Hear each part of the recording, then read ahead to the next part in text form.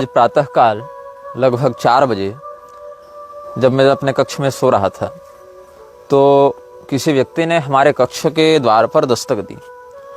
तो 1-2 बार तो मैं सुन नहीं पाया और कुछ देर के बाद जब मेरे नेत्र खुले, जब मुझे यह अनुभव हुआ कि कोई दरवाजे पर है, मैं बाहर निकला। मैंने दरवाज़ा खोला तो देखा कि कामाख्या में ही एक महानुभाव जो पाठ जपाति करते हैं, यहाँ के हैं तो नहीं किंतु साधना तपस्या के लिए यहीं पर प्रवास कर रहे हैं, वो दरवाजे पर थे प्रातःकाल 4 बजे। तो मैंने उनसे पूछा, भाई आप क्यों आए हैं? तो वो बड़े घबराए हुए थे, बेचैन उनका चेहरा दिख रहा था। वो हमारे कक्ष में आए, फिर हमारे साथ बैठे।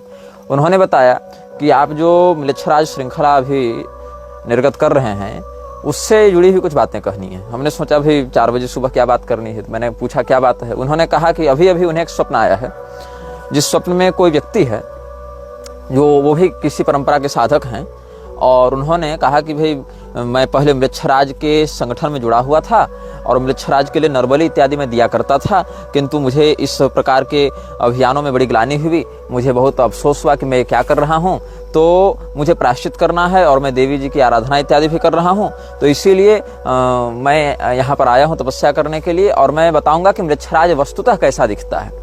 जिस प्रकार के चित्र और जिस प्रकार के घटनाक्रम उसके विषय में प्रसारित किए जा रहे हैं, उनसे अधिक स्पष्ट और उनसे अधिक ठोस मैं आपको चित्र बनाकर दिखा रहा हूं, क्योंकि मैं उस तत्व को बहुत निकटता से जानता हूं। साधक जी ने हमें बताया कि स्वप्न में जो व्यक्ति उनसे मिले, उन्होंने बताया कि वो ये सब तामसी विद्याएं, पैशाचिक विद्याएं सीखने के लिए अफगानिस्तान के क्षेत्रों में गए थे, और वहाँ से सारी विद्याएं, काली शक्तियाँ वो सीख कर जगा कर आए थे और उसी की आराधना करते थे। किंतु उसके मार्ग में चलते हुए इन्हें आत्मग्लानि हुई, इन्हें यह बोध हुआ कि मैं तो बहुत ही नकारात्मक मार्ग पर निकल पड़ा हूँ। तो फिर भगवती की आराधना करते हुए धीरे धीरे उस मार्ग से मुक्त होने का वो प्रयास कर रहे थे। तो उन्होंने एक श्वेत वर्ण के दीवार पर उसका चित्र बनाकर दिखाया कि वस्तुतः वो कैसा दिखता है। तो उसमें भी 2 शक्तियां थीं, एक जो वाहन के रूप में है और एक जो उसके ऊपर सवार है। तो जहां मैंने आपको आर्द्र म्लेच्छ और उसके भीतर बैठे हुए अनाम म्लेच्छ के बारे में बताया था, वहां पर भी ऐसा ही भाव है कि एक उसको ढो रहा है और दूसरा उसके ऊपर सवारी कर रहा है। अब भौतिक रूप से सवारी कर रहा है कि सांस्कारिक रूप से सवारी कर रहा है, ये सब शक्तियां स्थूल रूप में तो कूटस्थ होती नहीं है कि भाई हाथ है तो इतना ही बड़ा होगा, पैर होगा तो इतना ही बड़ा होगा। ये सब कामरूप शक्तियां हैं, अपनी इच्छा के अनुसार रूप, आकृति और भाषा, स्वर इत्यादि को परिवर्तित करने का सामर्थ्य रखती हैं ये सब शक्तियाँ। तो उन्होंने जो चित्र बनाया और वो जो साधक प्रातःकाल मुझसे मिलने आए थे, उन्होंने जो बताया, वो लगभग 7 फीट का एक पुरुष, जिसकी ऊपरी खाल नहीं है, ऊपर की चमड़ी नहीं है, उसकी जो मांसपेशियां वो दिखती हैं, ऊपरी खाल नहीं है। 7 फीट का एक पुरुष जो सामान्य हट्ठा कट्ठा है, और उसका मस्तक किस प्रकार का दिखता है इतना तो वो नहीं देख पाए। और उसके ऊपर मतलब उस 7 फीट का पुरुष वाहन के समान है, पुरुषाकार वाहन है जो ढो रहा है, और उसके ऊपर एक पिशाच सवार है जिसके 3 मस्तक हैं कंधे पर। एक पिशाच सवार है जिसके 3 मस्तक हैं, मैंने लिख लिया था, और 2 फीट का ही है लगभग। वो बौना पिशाच है, वो लगभग 2 फीट की ही ऊंचाई का है, बहुत काले रंग का है, उसके पंख इत्यादि भी हैं काले रंग का है। उसकी आंखें जो हैं वो बाहर की ओर टपकती हुई लगती हैं, जैसे उल्लू जब अपनी आंखों को फैला कर देखे या मधुमक्खी जब अपनी आंखों को फैला कर देखे तो उसकी आंखें बाहर की ओर निकली हुई दिखाई पड़ती हैं, वैसे ही इसकी आंखें बाहर की ओर निकली हुई हैं। और काले रंग का 2 फीट का लगभग बौने आकार का एक पतला पतला सा शरीर वाला 3 मस्तक का पिशाच उस 7 फीट वाले पुरुषाकार वाहन के ऊपर बैठा हुआ है। और यही उन दोनों तत्वों का एक साकार विग्रह जो स्वप्न में उन साधक को दूसरे किसी साधक ने अंतश्चेतना के माध्यम से संपर्क करके बताया, वो सुबह 4 बजे मेरे कक्ष में आकर वर्णन करके हमें बता रहे थे। वीडियो के कमेंट बॉक्स में आकर, चाहे फेसबुक हो, चाहे यूट्यूब हो, चाहे अन्य लोग जो अपने चैनल पर इस वीडियो को अपलोड कर रहे हैं, उन सभी लोगों के कमेंट बॉक्स में आकर बहुत से धूर्त लोग यह कहने में लगे हुए हैं कि शुक्राचार्य ही यहोवा है, तो शुक्राचार्य ही म्लेच्छराज हैं, शुक्राचार्य ही म्लेच्छ के गुरु हैं। वो म्लेच्छ के गुरु नहीं, वो असुरों के गुरु हैं। पहले इस बात को समझो, म्लेच्छ अलग हैं, असुर अलग हैं। असुरों की सत्ता में बहुत छोटे स्तर पर आते हैं म्लेच्छ, और खुद को कुछ लोग रिसर्चर बता रहे हैं कि हम लोग इसमें रिसर्च कर रहे हैं। और ऐसे ऐसे मूर्ख अनपढ़ रिसर्चर जो कि कहते हैं कि भविष्य पुराण का नाम तो 18 पुराणों में कहीं नहीं है। अरे मूर्ख, तुम देवी भागवती देख लेते, जहां भद्वयम शब्द आया है, जहां 18 पुराणों की बात है, वहां भद्वयम, भ नाम वाले 2 पुराण, भविष्य पुराण और भागवत पुराण, ऐसे समझा जाना चाहिए। मद्वयम भद्वयम च व्रतत्रयम व चतुष्टयम अनापलिंग कुष्ठानि ये जो वहाँ श्लोक है, यहाँ पर 18 पुराणों का संकेत है। वहाँ भद्वयम शब्द से भागवत और भविष्य इन दोनों पुराणों का संकेत किया गया है। और श्रीमद् भागवत आदि में भी देख लो, अन्यान्य पुराणों में भी देख लो। किस बात के रिसर्चर हो जी तुम, जो तुमको 18 पुराणों का नाम नहीं पता है? और जिसको 18 पुराणों का नाम नहीं पता है, संदर्भ नहीं पता है, वो सीधे सीधे किसी पुराण को प्रामाणिक या अप्रामाणिक कहने आया है। तो ऐसे ऐसे अनपढ़ लोग हिंदू धर्म में घुसे हैं ज्ञान देने। बहुत दयनीय स्थिति है। और हो भी क्यों नहीं, यहाँ तो ऐसे ऐसे मूर्ख महामंडलेश्वर और जगतगुरु बने हुए हैं जिनको नेताओं की चापलूसी और अपने महिमा मंडन से फुर्सत नहीं, लड़की नचाने से फुर्सत नहीं। ऐसे ऐसे लोग सन्यासी बने हुए हैं। और हिंदू भी धर्म के ज्ञान के लिए जाएगा कहाँ? तो इंटरनेट में जाएगा। और इंटरनेट में यही सब सारे लोगों ने कचड़ा भर रखा है। जो जिज्ञासु होता है वो तद्विधि प्रणिपातेन परिप्रश्नेन सेवया, सेवा प्रणिपात समर्पण तपश्चर्या का आश्रय लेकर सदगुरु के पास जाता है कि इंटरनेट के पास जाता है? तो इंटरनेट से प्राप्त हुआ ज्ञान तो विकृत और असत्य और यथार्थ ही होगा। अब कुछ लोग ऐसा कर रहे हैं कि म्लेच्छराज के टॉपिक को उठाकर काल्पनिक बातें चेप रहे हैं। इनमें से मुझे सूचना प्राप्त हुई कि कुछ लोग तो हमारे भी पूर्व समर्थक रहे थे, जो बाद में सैद्धांतिक विरोध के कारण, जिनसे हमने सैद्धांतिक टकराव झेला और जिनकी पोल हमने खोली, वो सब फेसबुक छोड़कर भाग गए थे। और बाद में फिर फेसबुक पर आए हैं म्लेच्छराज के विषय में बताने कि वसुधा और पिंगल और किसका किसका तो है ऐसा, वो अपने म्लेच्छत्व के विषय में स्पष्ट कर रहे थे। कहते हैं कि वसुधा और पिंगल का पुत्र वर्तमान में म्लेच्छराज है और कलयुग के अंश से अवतरित है। वो जन्मना आर्य है, म्लेच्छ नहीं है। देखो, वो जन्मना आर्य नहीं है, जन्मना म्लेच्छ ही है। अब आर्य शब्द से ऐसा देखोगे तो जितने भी दैत्य हैं वो तो कश्यप जी की संतान होने से द्विजवत ही माने गए हैं बहुत स्थानों पर। तो ऐसा थोड़े कि उन सबको हम ब्राह्मण कह दें।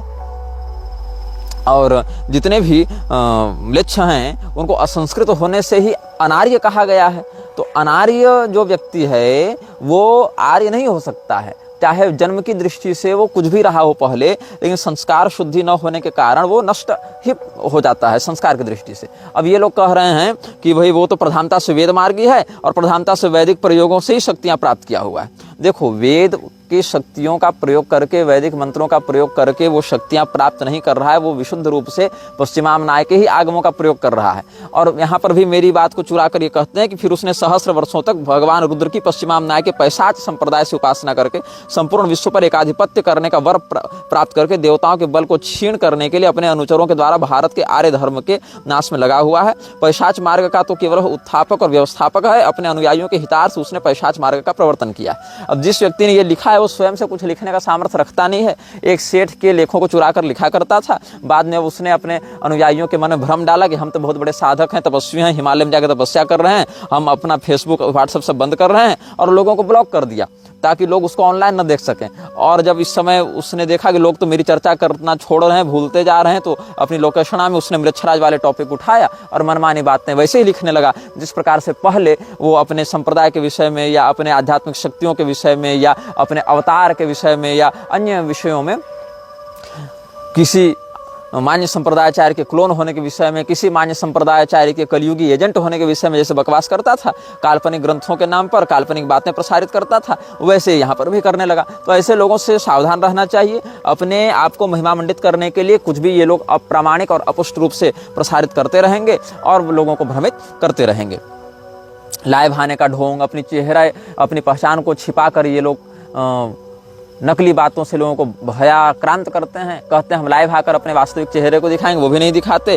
नए नए ग्रंथ, अपने काल्पनिक बातों को प्रसारित करने के लिए गुरु परंपरा का ढोंग, और अब हर विषय के एक्सपर्ट बनकर हमारी ही नकल करते हुए नकली बातों को प्रसारित कर रहे हैं। बीच में किसी धूर्त ने, जो पहले मुझे फेसबुक पर कहता था कि आप न्यू वर्ल्ड ऑर्डर के बारे में क्यों नहीं बताते, हिंदू धर्म गुरुओं को वास्तविक संकटों के बारे में बताना चाहिए, और मुझे इस प्रकार से ललकारता था, तो मैंने कहा कि मैं 2012, 13, 14 में लिखता था, ये सब बोलता था। तो उसने कहा अब भी लिखिए, बोलिए। अब जब मैं लिखने बोलने लगा हूँ तो एक संदिग्ध चरित्र वाली महिला जो मेरे ऊपर अभद्र और यौन टिप्पणियां किया करती है, उसके दल में सम्मिलित होकर, वो भी अपनी पहचान उजागर नहीं करती, उसके दल में सम्मिलित होकर ये लोग कह रहे हैं कि तुम तो म्लेच्छराज के नाम से काल्पनिक बातें कह रहे हो। काल यवन कब से म्लेच्छराज हो गया? अरे मूर्खों, तुम अपने फेसबुक को छोड़कर ग्रंथ तो पकड़ो, तब तो पता चलेगा कि किन किन ग्रंथों में, देवी भागवत में, गर्ग संहिता में और किन किन महाकाव्यों में म्लेच्छराज के रूप में काल यवन का वर्णन है। और यह देखो, इन लोगों ने कहा भुसुंडी रामायण के नाम से काल्पनिक ग्रंथ का आश्रय लेकर ये भगवान श्री रामचंद्र जी की चरण पादुका के द्वारा म्लेच्छराज के पराजय का काल्पनिक व्याख्यान कर रहा है निग्रहाचार्य। अरे मूर्खों, मैं भुसुंडी रामायण के दक्षिण खंड से बता रहा हूँ, 51वां 52वां अध्याय पढ़ो और भुसुंडी रामायण कोई काल्पनिक ग्रंथ नहीं है। भुसुंडी रामायण एक प्रामाणिक प्राचीन धर्मशास्त्र है और स्वामी करपात्री जी ने रामायण मीमांसा में भुसुंडी रामायण को प्रामाणिक धर्मशास्त्र के रूप में, प्राचीन रामायण के रूप में मान्यता दी है। तुम जिस परंपरा के सदस्य होने का ढोंग करते हो, उसी परंपरा के आचार्य के द्वारा प्रमाण के रूप में स्वीकृत किए ग्रंथों पर भी तो कम से कम श्रद्धा रखना सीखो। अच्छा, इसमें एक विषय और आया था बीच में जो कि मैं नहीं बताना चाहता था, लेकिन फिर भी कुछ लोग पूछ रहे थे तो बता दूंगा। जो मौन नरपतियों का 300 वर्षों का कार्यकाल है, उसमें बीच में राजतंत्र भी रहेगा और कहीं कहीं लोकतंत्र भी रहेगा, दोनों का मिश्रित काल चलेगा। अब लोग पूछेंगे कैसे? ऐसे कि जिस समय औरंगजेब का शासन दिल्ली में था, उसी समय शिवाजी महाराज का शासन महाराष्ट्र में था, तो समानांतर रूप से जो उनका हिंदवी स्वराज था वो भी आगे बढ़ रहा था और उधर से मुगल सत्ता भी अपना कार्य कर ही रही थी, तो दोनों का काल समान हो गया। तो लोग कहेंगे कि तुम एक बात स्पष्ट करो कि उस समय शिवाजी का शासन था कि उस समय औरंगजेब का शासन था? शासन तो दोनों का था, अपने अपने क्षेत्रों में, समग्रता से तो दोनों का नहीं था, अपने अपने क्षेत्र में दोनों का विस्तार था, बीच बीच में भिड़ंत संघर्ष इत्यादि होते रहते थे, जहां जहां सीमा का टकराव होता था। वैसे ही एक राजतंत्र के पुरोधा महाराज देवकर्ण भी आएंगे। देवकर्ण के विषय में हमने मंदसौर की धर्मसभा में, या मुझे लग रहा है कि और भी अन्य स्थानों पर, खाचरोद इत्यादि के धर्मसभा में भी हमने संकेत किया था। तो देवकर्ण के विषय में भी हम आपको बता दें कि एक राजा देवकर्ण होंगे, और वो कब होंगे, कहाँ होंगे? तो आर्जिक नामक राजा के पुत्र देवकर्ण गंगोत्री वाले शिखर पर जाकर हिमालय में 12 वर्षों तक तपस्या करेंगे। तस्य पुत्रो देवकर्णो गंगोत्र गिरिमूर्धनि द्वादशाब्दम तपो घोरम तेपे राज्य विवृद्धये तदा भगवती गंगा तपसा तस्य धीमतः स्वरूपम स्वेच्छया प्राप्य ब्रह्मलोकम जगामः कुबेरश्च तदागत्य दत्त्वा तस्मै महत्पदम आर्याणां मंडलीकं च तत्रैवान्तर्धीयत मंडलीको देवकर्णो बभूव राज्य जनपालकः षष्ट्यब्दं च कृतं राज्यं तेन राज्ञा महीतले तदन्वयेष्ट भूपाश्च बभूवुर्देवपूजकाः द्विशताब्दं पदं कृत्वा स्वर्गलोकमुपाययुः एकादशश्च यो मौनः पन्नगारिरिति श्रुतः 40 वर्षाणि राज्यं कृत्वा प्रयत्नतः स्वर्गलोकं गतो राजा पन्नगैर्मरणं गतः एवं च मौन जातीय कृतम राज्यम महीतले। यहाँ पर जो राजा आर्जिक हैं, उनके पुत्र देवकर्ण का वर्णन भविष्य पुराण में प्राप्त होता है। भविष्य पुराण में बहुत से विषय भूतकालिक गति से लिखे गए हैं, मतलब कि हम ऐसी भाषा में लिख रहे हैं जो भूतकाल में घटनाएं घटित हो चुकी हैं उनके लिए बताया जाता है। इसके पीछे एक और कारण है। भविष्य पुराण के नाम के पीछे दो बातें हैं। एक है भविष्य में होने वाली घटनाओं का वर्णन करने वाला पुराण, यह भी एक सामान्य अर्थ है। दूसरा एक रहस्यार्थ है, भविष्य के लोग इन घटनाओं के विषय में कैसे चर्चा करेंगे। भविष्य में इस पुराण के विषय में जब चर्चा की जाएगी तो लोग किस प्रकार के संवाद का प्रयोग करेंगे। तो लोग कहेंगे कि अमुक काल में अमुक राजा हुआ था, तो भविष्य के लोग ऐसी शैली में चर्चा करेंगे। इस भाव से भी भविष्य पुराण कहा जा सकता है। और कल्कि पुराण की भी जो कथावृत्ति सुखदेव जी ने वर्णित की है, अनुभागवत भी कहा जाता है कल्कि पुराण को, वहां भी ऐसी शब्दावली का प्रयोग किया गया भूतकालिक रीति से, जैसे लगे कल्कि अवतार हो चुका है। तो भगवान की कुछ लीलाएं भविष्यत गति से, कुछ भूतकाल की गति से आचार्यों ने वर्णित की हैं, क्योंकि वो त्रिकालदर्शी होते हैं। तो जो व्यक्ति त्रिकालदर्शी होता है उसके लिए भूत भविष्य वर्तमान सब प्रत्यक्ष के ही समान प्रतीत होता है। तो हम बता रहे थे राजा देवकर्ण के विषय में। देवकर्ण महाराज जिस समय आएंगे उसके 200 साल तक मौन नरपतियों का भी शासन रहेगा। मतलब आप इसको ऐसे समझ सकते हैं कि लगभग भारतीय लोकतंत्र के आप समझ लीजिए कि 125 साल के आसपास देवकर्ण का राज्य प्रारंभ हो जाना चाहिए इस भविष्यवाणी के अनुसार। और 12 वर्ष तक वो तपस्या करेंगे, भगवती गंगा की आराधना करेंगे गंगोत्री में जाकर, और वहां भगवती गंगा कुबेर जी के माध्यम से उनको पुनः राज्य पद का वरदान प्रदान करवाएंगे, ऐश्वर्य प्रदान करेंगे, क्योंकि ऐश्वर्यहीन व्यक्ति राजा नहीं हो सकता है, उसके लिए चाहिए पैसा, उसके लिए चाहिए वैभव। तो कुबेर जी की कृपा से उनको वैभव प्राप्त होगा। और कब तक ये राज्य करेंगे? तो इनकी 8 संततियां, मतलब 8 पीढ़ियां, इनके सीधे 8 पुत्र नहीं, इनकी 8 जनरेशंस, इनकी 8 पीढ़ियां भारत में 200 वर्षों तक राज्य करेंगी। तो 200 वर्षों तक जब ये लोग राज्य करेंगे तो अंतिम राजा का जो नाम होगा, ये जो स्वयं जो देवकर्ण होंगे उनका राज्य लगभग 60 वर्षों तक चलेगा। और फिर 200 वर्षों तक कुल इनका जो, ये भी मौन नरपतियों की ही श्रेणी में उसी कालखंड में आ जाएंगे। तो 11वां जो होगा इनके मौन नरपतियों के पीढ़ी में, उसका नाम होगा पन्नगारी, और वो 40 वर्षों तक इस पृथ्वी का राज्य भोगेगा, इस भारत भूमि का राज्य भोगेगा। और उसके बाद सर्पों के ही द्वारा उसको मृत्यु प्राप्त होगी, पन्नगैर मरणम गतः। और यहाँ पर स्वर्गलोकम गतो राजा पन्नगैर मरणम गतः, और इस प्रकार से मौन नरपतियों का जब शासन समाप्त होगा तब हम जो पिछले अनुभागों में आपको बता चुके थे अन्य राजाओं का वर्णन, जहाँ पर धर्मवर्मा, रामचंद्र इत्यादि नाम के कुछ कुछ राजा होंगे और अंत में भूत नंदी होगा। तो भूत नंदी कब आएगा? जब 2264 विक्रम संवत होगा। अभी 2081 समाप्त होने वाला है। 2264 विक्रम संवत में भूत नंदी राजा बनेगा जो 50 साल राज्य करेगा। फिर उसके बाद शिशु नंदी राजा बनेगा जो 20 साल राज्य करेगा। फिर यशो नंदी राजा बनेगा जो 25 साल राज्य करेगा। फिर प्रवीरक राजा बनेगा जो 106 वर्ष राज्य करेगा, जो 11 वर्ष राज्य करेगा। तो 50, 20, 25 और 11, 106 वर्ष का हो गया। उसी समय अफगानिस्तान के क्षेत्र में म्लेच्छराज की सेना और यशोनंदी और प्रवीरक की सेना का युद्ध होगा, जिसमें एक ही महीने में 1 लाख म्लेच्छ मरेंगे और 60,000 भारतीय सैनिक मरेंगे।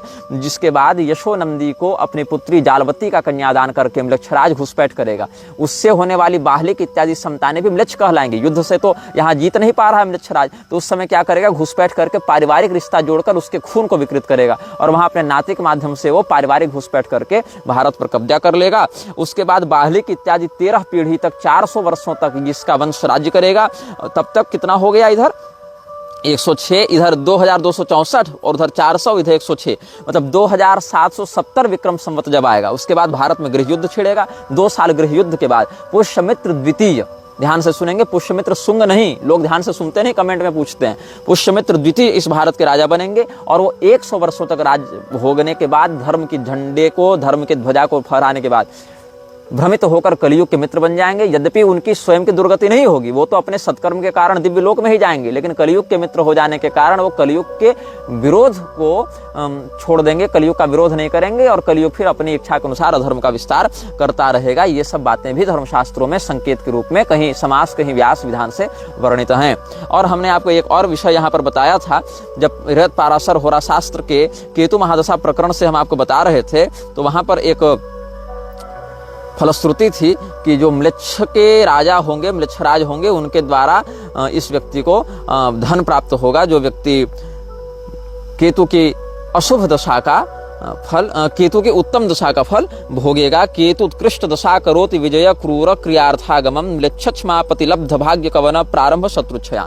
और इसी में केतु के अंतर्गत यदि राहु की अंतर्दशा आ जावे तो विशेष करके यह फल घटित होने लग जाता है। यहाँ पर आप बृहत पाराशर होरा शास्त्र में ही देखेंगे तो केतु अंतर्गते राहु स्वच्छ मित्र स्वराशिगे, केतु की महादशा में अंतर्दशा राहु की चले और राहु शुभ राशि में हो, उच्च राशि में हो, मित्र गृह में हो या स्वगृह में हो या केंद्र त्रिकोण इत्यादि में हो, तो म्लेच्छ प्रभु वसात सौक्षम धन धान्य फलादिकम, म्लेच्छ राज के सहयोग से, उसकी कृपा से उसको सुख, धन धान्य, प्रतिष्ठा इत्यादि की भी प्राप्ति होती है। ऐसा बृहत पाराशर होरा शास्त्र में भविष्यवाणी की गई है। एक लक्ष्यराज नामक व्यक्ति ने हमारे फेसबुक पेज पर किसी श्रृंखला के अनुभाग में टिप्पणी की थी। वो टिप्पणी भी मैं पढ़कर सुना देता हूँ। ये लिखते हैं कि पूज्य आचार्यवर, ईसाई मत में एक सैटेनिक चर्च है जहां पर ठीक ठीक म्लेच्छराज जैसे स्वरूप वाले एक शैतान की प्रतिमा स्थापित है। उसका मुख गधे के जैसा, पंख हैं और पैर घोड़े जैसे हैं। इस शैतान म्लेच्छराज की प्रतिमा के इर्द गिर्द वहां पे 15 ऐसे चित्रपट लगे हैं जिनमें मानवीय स्वरूप का ज्यामितीय रूप चित्रित है, पर कोई शारीरिक रूप का चित्रण नहीं है। यह स्थान बड़ा विवादास्पद और विचित्र है। देखिए, ये बात मैं जानता नहीं था कि कहीं कुछ ऐसी बात है। ये जैसा बता रहे हैं वैसा मैं आपको पढ़ के सुना रहा हूँ। कुछ यहूदी पोप को भी इसी शैतान का गुप्त अनुयायी बताते हैं, यद्यपि मेरे शोध से भी यह बात कुछ अंशों में ग्राह्य है। जिस प्रकार हमारी वैदिक संस्कृति में जगत गुरु शंकराचार्य जी किसी भी राजा या अन्य आचार्य आदि के चरण तक नहीं स्पर्श करते, ऐसा ही नियम ईसाइयों में भी है। फिर भी पोप का चित्र एक बार देखने में आया था जहां वह एक मुसलमान राजा, संभवतः अरब के राजा के पैरों को चूम रहा था। अन्य भी कई सारी बातें हैं जिससे इस बात की पुष्टि होती है। जैसे वेटिकन सिटी के धार्मिक सभागार में सर्प की आकृति बनवाना पोप के द्वारा, जबकि सर्प को ईसाई मत में शैतान और का प्रतीक मानकर शत्रु माना गया, शैतान समझते हुए। अस्तु, अन्य भी कई प्रकरण हैं जिससे आपकी द्वारा बताई जा रही बातें मेरे निजी शोध को भी बल और संतुष्टि प्रदान कर रही हैं। आप इस श्रृंखला को चलाते रहें और निर्भय होकर वक्तव्य दें। सादर प्रणाम। जय श्री जानकी वल्लभ भगवान, जय श्री आंजनेय महास्वामी जी। ये इन्होंने कहा लक्ष्यराज जी ने। और इसके अतिरिक्त व्हाट्सएप और फेसबुक पर भी कुछ लोगों ने संपर्क किया, जिसमें एक बंगाल के कूच बिहार से कोई सज्जन है और एक कोई दूसरे व्यक्ति हैं। और इन्होंने ऐसा हमको संदेश भेजा है। एक दूसरे व्यक्ति जो हैं वो अन्य बहुत लंबे चौड़े उन्होंने मैसेज भेजे हैं और उन्होंने बहुत कुछ म्लेच्छराज के विषय में खुलकर बताया और कहा है कि इनका वंश कई पीढ़ियों से म्लेच्छराज से टकराता रहा है। इन्होंने ऑडियो में भी बहुत सारी बातें बताई हैं, जिसको मैं समयानुसार प्रकाशित करूंगा यदि आप लोगों की बुद्धि का स्तर वैसा दिखा। और बहुत कुछ इन्होंने लिख कर भी भेजा है, चित्र इत्यादि भी भेजे हैं। अपने पिताजी के जो भारतीय सेना में पूर्व कमांडो रहे थे और 1965, 67 और 71 तीनों में युद्ध लड़े हैं, पाकिस्तान, चीन और बांग्लादेश के साथ। अब तो ये परलोक चले गए। अपनी माता जी का ये चित्र भेजते हैं, अपना और अपनी पत्नी का चित्र भेजते हैं। और ये पहले तो म्लेच्छराज के प्रभाव में आकर खूब मांस मदिरा इत्यादि किए थे, बाद में ये सब कुछ छोड़ दिए, ये तंबाकू, बीड़ी, सिगरेट इत्यादि भी छोड़ दिए और बहुत प्रकार से मृत्यु का सामना करते हुए बचे। और ये पीढ़ियों से म्लेच्छराज के अभियानों को खंडित करने के लिए गुप्त रूप से लगे हुए हैं, ऐसा ये दावा कर रहे हैं। और बहुत कुछ मिलकर भी ये बात करना चाहते हैं। कहते हैं कि मैं सारी बात तो यहाँ पर नहीं बता पाऊंगा। मिलिट्री ग्रेड आर्टिफिशियल सैटेलाइट्स भी हर इंसान को डिस्टिंक्ट ब्रेन सिग्नेचर को पहचानती हैं और फियर, एंजाइटी, डिप्रेशन इत्यादि सब रोग दोष इत्यादि को भी ट्रांसमिट कर सकती हैं। इसीलिए मैं ऑडियो पर बहुत कुछ नहीं बताऊंगा और सब कुछ आपको लिख कर भेजता हूँ। और बहुत कुछ इन्होंने अपना क्रोनोलॉजिकल बताया है। Most royal blood lines are their evil gene pools too. और यही कारण है कि इन्होंने अपने शरीर में कुछ ऐसी विकृति अनुभव की म्लेच्छराज से टकराने के फलस्वरूप कि इन्होंने कहा कि यदि मैं संतान उत्पन्न करूंगा तो मेरी संतानों पर भी उसका नकारात्मक प्रभाव पड़ेगा, इसीलिए संतान उत्पन्न नहीं करेंगे। क्योंकि इनको अपनी जो पूर्वज परंपरा है वहां से पता चला कि इनके वंश में जर्मन ब्लड भी सम्मिलित हुआ था, जर्मन और स्विस ब्लड इनके वंश में सम्मिलित हुआ था, ऐसा शायद ये कुछ लिख रहे थे। तो फिर इन्होंने यह भी निर्णय लिया है कि आगे संतान को उत्पन्न नहीं करेंगे ताकि और कोई सांकर्य प्रसारित न हो। तो इस प्रकार से ये बहुत से लोग इस श्रृंखला के माध्यम से अपने उन रहस्यों को और उन अभियानों को प्रकाशित कर रहे हैं जो आज तक वो लड़ते आ रहे थे, आज तक वो संघर्ष करते आ रहे थे। और उनको एक आशा थी कि कोई व्यक्ति सामने आकर मुखर होकर इन रहस्यों पर चर्चा करे, इन रहस्यों पर बातचीत करे। तो हमारे माध्यम से इनको कुछ आशा दिखी होगी। कल्कि पुराण में एक बहुत ही उक्ति सुंदर है और महत्वपूर्ण है।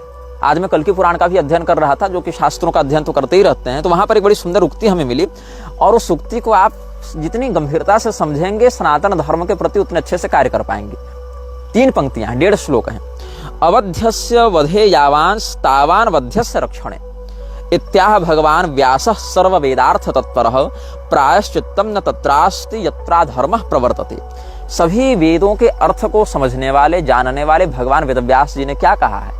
जो व्यक्ति निर्दोष है, जो व्यक्ति अवध्य है, उसका वध करने से, उसकी हत्या करने से जो पाप लगता है वही पाप वध्य व्यक्ति की रक्षा करने से भी लगता है। मतलब जिस व्यक्ति को मार देना चाहिए उस व्यक्ति की रक्षा करने से भी वही पाप लगता है जो निर्दोष की हत्या करने से पाप लगता है।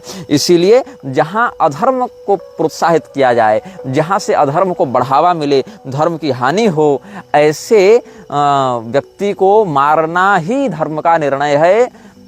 आतताई वधारणः, और उस व्यक्ति के वध के बजाय यदि आप उसका संरक्षण करेंगे, उसको बचाएंगे, तो वही दोष आपको लगेगा जो निर्दोष की हत्या से प्राप्त होता, और फिर उस पाप का कोई प्रायश्चित नहीं है। यह कल्कि पुराण में भगवान वेदव्यास जी का मत भगवान कल्कि के समक्ष प्रस्तुत किया गया है।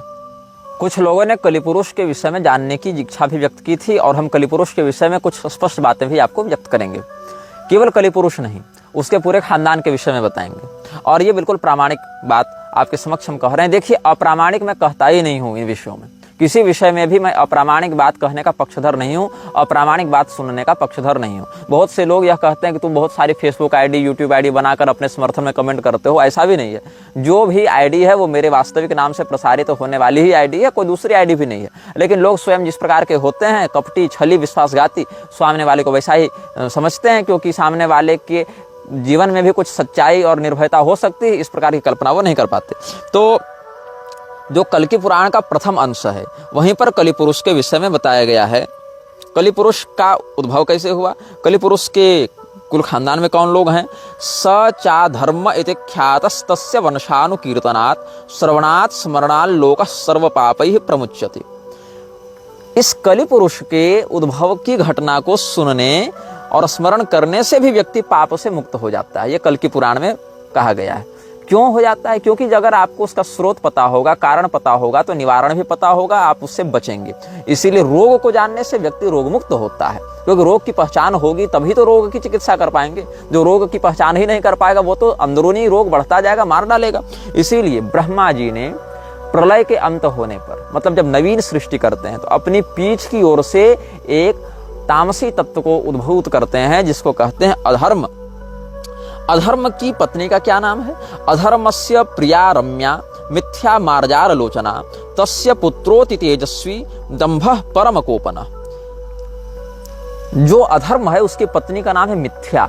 हर गलती, हर अधर्म की शुरुआत होती है झूठ से। और ये मिथ्या देवी कैसी दिखती हैं? ये मार्जार लोचना, इसकी आंखें बिल्ली की आंखों के समान दिखाई पड़ती हैं। और इसी से बहुत क्रोध करने वाले एक पुत्र की उत्पत्ति हुई, जिसको कहते हैं दंभ। और ये दंभ बड़ा तेजस्वी है, अच्छे अच्छे लोगों को अपने प्रभाव में ले लेता है, अपने वश में कर लेता है। और जो 15 लोग मृच्छराज के समूह में हैं, काउंसिल ऑफ 17 रूल्ड बाय 2। अच्छा, इसमें भी एक बात है कि कोई अंश है 2 किंग्स, शायद बाइबल में है या कहाँ है, वहाँ कोई व्यक्ति कमेंट करके बता रहे थे कि 2 किंग्स का जो 17वां है अनुच्छेद, 2 किंग्स का 17th, उसमें वो जो दोनों मृक्ष हैं उनके लिए बच्चों के बलिदान का वर्णन है, जो अग्निकुंड में बच्चों के बलि दे दिया करते थे ना, बाल वर्षिप इत्यादि भी बहुत से लोग कहते हैं। और हमने जो कहा था सीरियन सभ्यता वाले जो राजागण थे वो अपने पहले बच्चे का बलिदान कर देते थे अग्निकुंड में, वो सब बातें 2 किंग्स के 17th पैरा में वर्णित हैं। और वो कहे कि आपकी शब्दावली मिलती जुलती है काउंसिल ऑफ 17 रूल्ड बाय 2 से। तो जो 15 पार्षद हैं उनमें एक दंभ भी है। तो तस्य पुत्रोति तेजस्वी दंभः परम कोपनः। और इसी से एक पुत्री का भी जन्म हुआ, अधर्म और मिथ्या के माध्यम से एक पुत्री का जन्म हुआ, जिसको कहते हैं माया। ये माया ब्रह्म माया वाली नहीं है, महामाया वाली नहीं है। ये माया जो है वो बंधन कारिणी माया है, जो लोगों को भटकाने वाली माया है और लोगों को अधर्म की ओर आकर्षित करने वाली माया है। मतलब ये अज्ञानोद्भूता माया है। तो स मायायां भगिन्यां तु लोभम पुत्रम च कन्यकाम निकृतिम जनयामास तयोः क्रोधः सुतो भवत्। अब ये माया कौन है? ये माया तो दंभ की बहन है, लेकिन इसी दंभ ने अपनी बहन से संतान को उत्पन्न किया और उस संतान का नाम हुआ लोभ। और एक बेटी भी हुई जिसका नाम था निकृति। अब ये जो निकृति है और जो लोभ हैं, ये दोनों भी भाई बहन लगे आपस में, लेकिन इन दोनों ने आपस में संतान उत्पन्न कर लिया, मतलब पूरा खानदानी चौपट है। तो पहले अधर्म ने अपनी बहन मिथ्या से दंभ नामक पुत्र को जन्म दिया, फिर दंभ ने अपनी बहन माया से लोभ नामक पुत्र को जन्म दिया और निकृति नामक पुत्री को, फिर लोभ ने अपनी बहन निकृति से क्रोध को जन्म दिया और क्रोध ने अपनी बहन हिंसा के माध्यम से कलि पुरुष को जन्म दिया। तो सहिंसायां भगिन्यां तु जनयामास तम कलिम वाम हस्त धृतोपस्थम तैलाभ्यंजान जन प्रभम काकोदरम करालास्यम लोलज्जिह्वम भयानकम पूतिगंधम द्यूत मध्य स्त्री सुवर्णकृताश्रयम। तो ये जो कलि पुरुष है उसके जो खानदान की बात है वो कैसे हुई? ब्रह्मा जी की पीठ से अधर्म और मिथ्या का जन्म हुआ। अधर्म और मिथ्या आपस में यद्यपि भाई बहन थे, किंतु उन्होंने दंभ नामक पुत्र को जन्म दिया और माया नामक पुत्री को जन्म दिया। फिर अपनी बहन माया से दंभ ने लोभ और निकृति को जन्म दिया, फिर लोभ ने अपनी बहन निकृति के माध्यम से क्रोध और हिंसा को जन्म दिया और क्रोध ने अपनी बहन हिंसा के माध्यम से कलि पुरुष को जन्म दिया।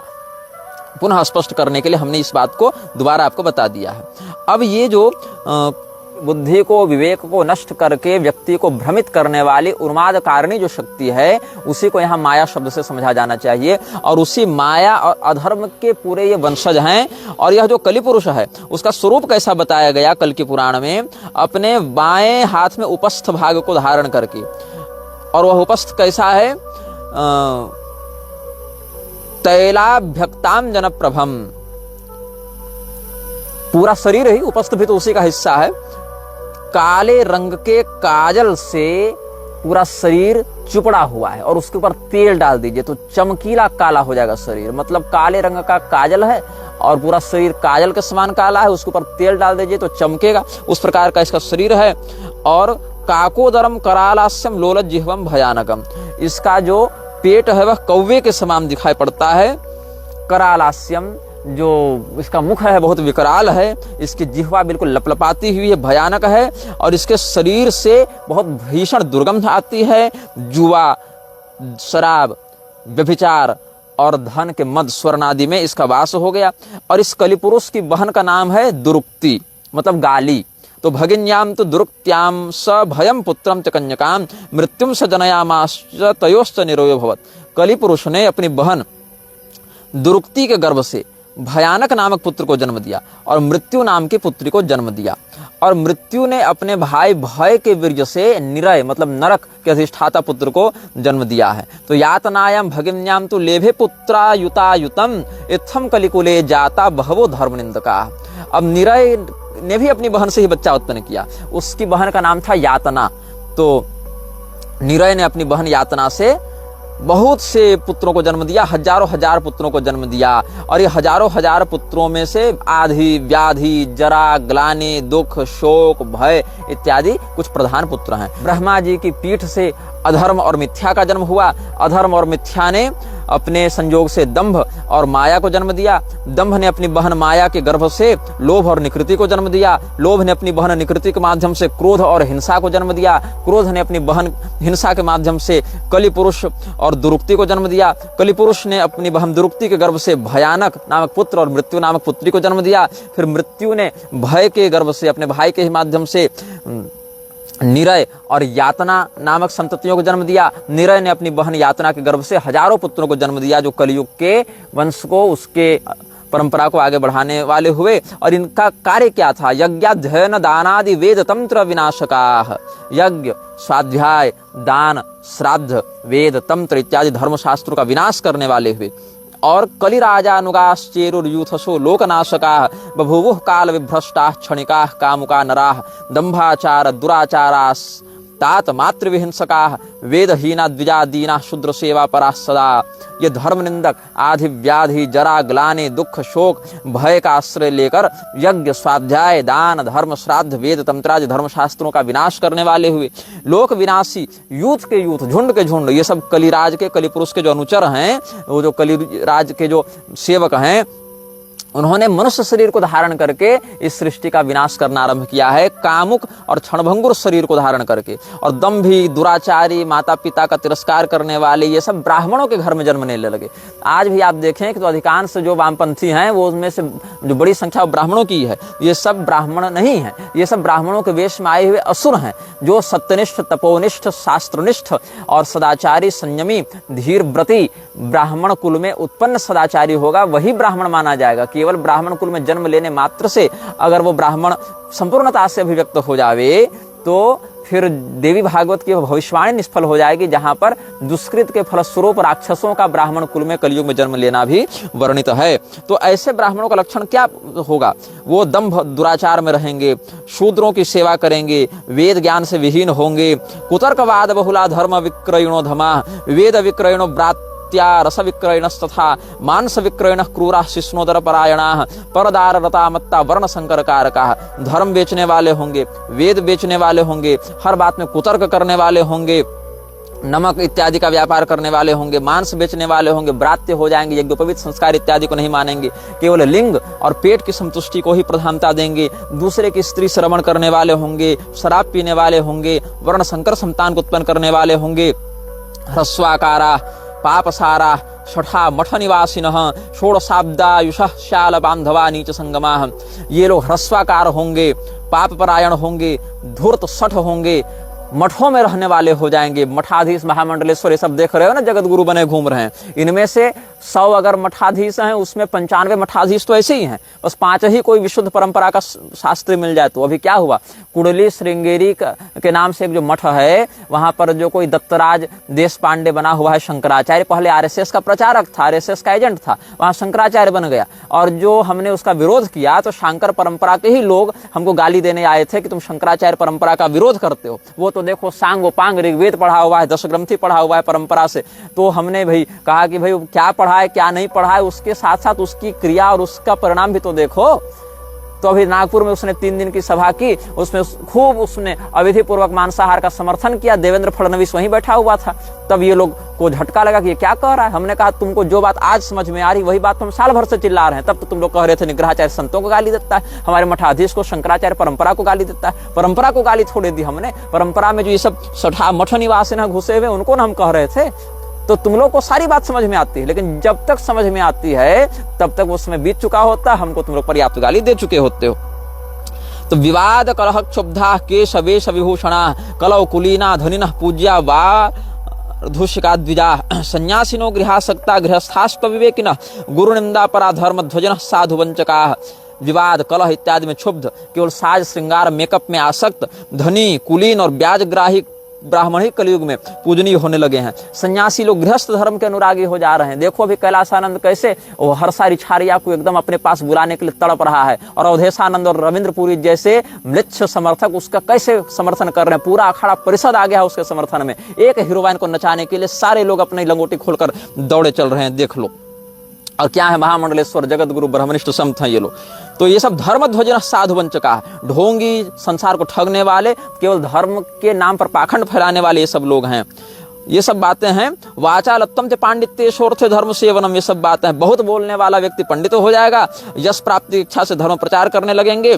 धनाढ्यत्वम च साधुत्वे दूरे नीरे च तीर्थता सूत्र मात्रेण विप्रत्वम दंड मात्रेण मस्करी। जो धनवान है वही साधु हो जाएगा, जो दूर देश की नदियां केवल वही तीर्थ मानी जाएंगी। अपने घर के बगल की गंगा यमुना को तो प्रदूषित कर देंगे। केवल जनेऊ टांग लेने से लोग कहेंगे हम ब्राह्मण हो गए, और केवल दंड धारण कर लिया तो कह देंगे सन्यासी हो गए।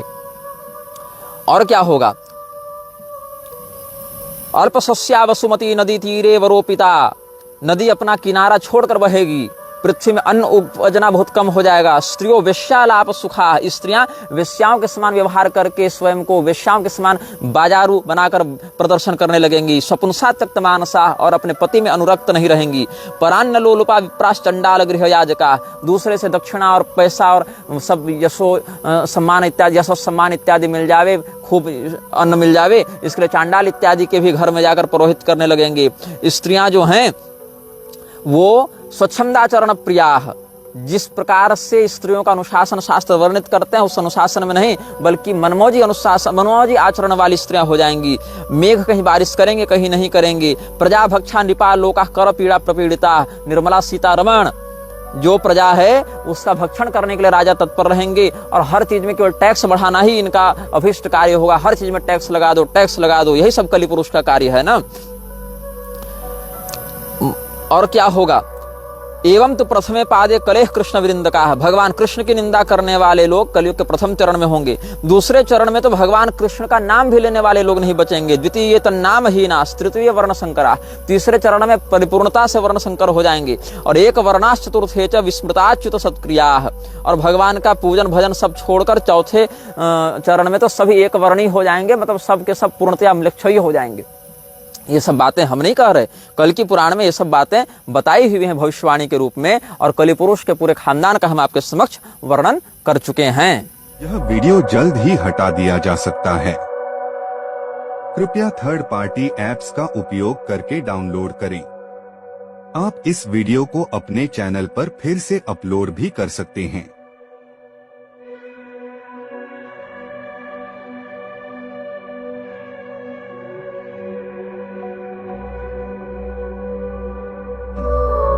This video may get deleted soon. Please download using third-party apps. You may also re-upload this video on your channels. Thank you.